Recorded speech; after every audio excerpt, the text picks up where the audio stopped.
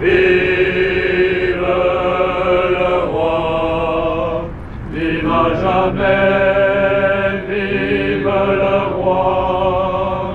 Plus brillant et plus haut le roi, vive à jamais, vive le roi. Le roi, vive à jamais, vive le roi. Eh bien, Monseigneur, merci.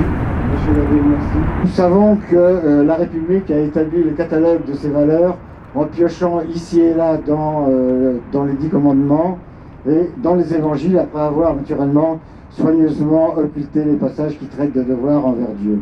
Lorsque ce message est devenu inaudible. Je pense que souvent nous avons eu des régentes qui ont été remarquables. En Autriche, bien entendu, mais presque toutes l'ont été.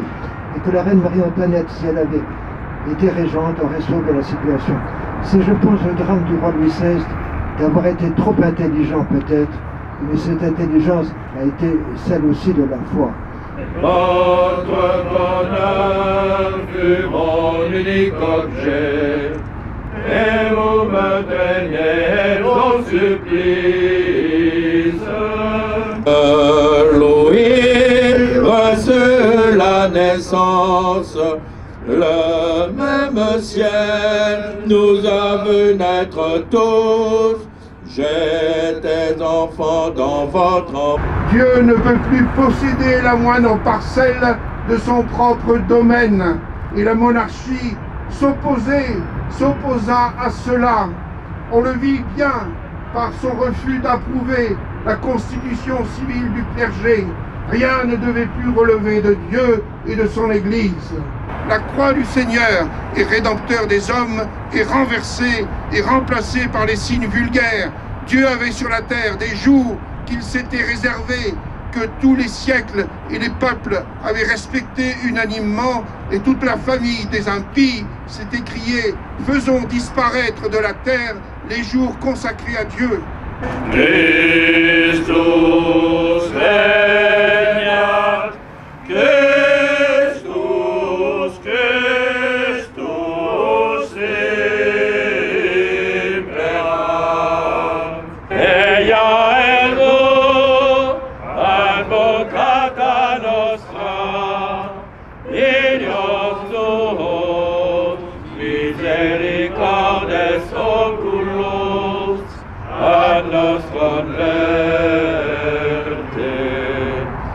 Au nom de la très sainte Trinité, du Père, du Fils et du Saint-Esprit, aujourd'hui, 25e de décembre 1792, impliqué dans un procès dont il est impossible de prévoir l'issue à cause des passions des hommes et dont on ne trouve aucun prétexte ni moyen dans aucune loi existante, n'ayant que Dieu pour témoin de mes pensées et auquel je puisse m'adresser, je déclare ici, en sa présence, mes dernières volontés et mes sentiments.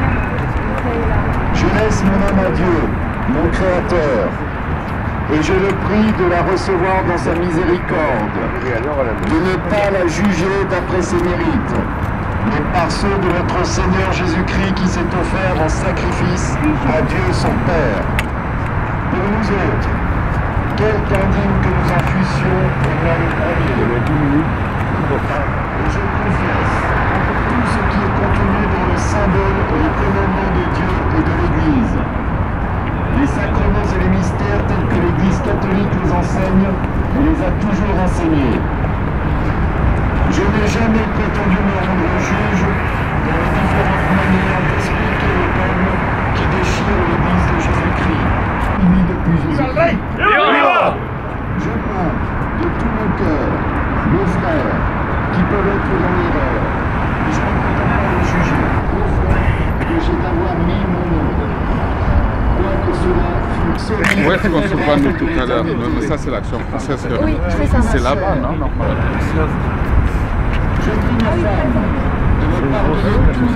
Je voudrais pouvoir témoigner ici ma reconnaissance à ceux qui m'ont montré un véritable attachement et désintéressé. Sous ces étendards, ni soldats divers.